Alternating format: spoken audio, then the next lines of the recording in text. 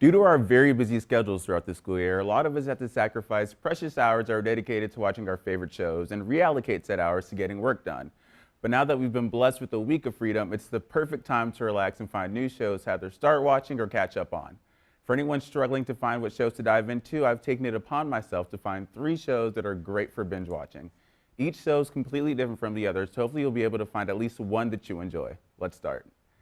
If drama, music, and a little bit of violence is your thing, then Empire is the show for you. The Emmy-nominated series follows the life of the Lyon family. Music legend Lucius Lyon, his former wife Cookie, and their 3 sons Jamal, Hakeem, and Andre, as they all attempt to gain, or in Lucius's case, regain the control of Empire Records, one of the most powerful record labels in the music industry.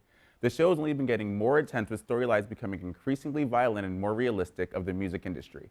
Each episode features original music that's better than you'd expect it to be, and the dynamic between wisecracking Cookie and super sly Lucius makes the show worthy of a watch. Trust me, by the time you watch the first 3 episodes, you'll be hooked. The show's only had 2 seasons, so if you really try, you can get that done within a couple of days. Hulu is currently streaming all 22 episodes of the series, so make sure to make use of that free week-long trial and start binging. If you're not a fan of the borderline soap opera type of drama found on Empire, but enjoy fighting, cheating, and strategy, then the next show I'm going to talk to you about will be perfect for you. House of Cards is about Frank Underwood, a Democrat from South Carolina's 5th Congressional District and a House Majority Whip, who after being passed over for appointment as Secretary of State initiates an elaborate plan to get himself into a position of greater power. Now, I'm not going to lie, I have not yet watched House of Cards, and I only know as much as my friends have told me about it. But any show that has received such high praise from critics everywhere and that has gotten as many Golden Globe and Emmy nominations has to be really good. My personal goal for the break is to successfully binge watch House of Cards, and I think that your goal should be the same. Now, binging House of Cards won't be as easy as watching Empire, as the show is on its 4th season and has 52 episodes, but they're all on Netflix, so take your time and enjoy the journey.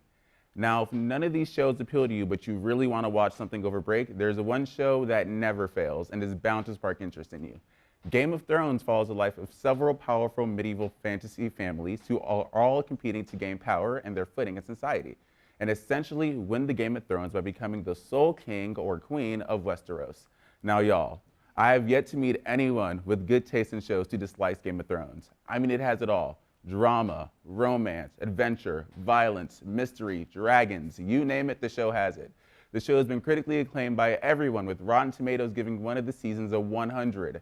It's received over 86 Emmy nominations, winning 26 of them, and broken numerous viewership records. You cannot go wrong with this show.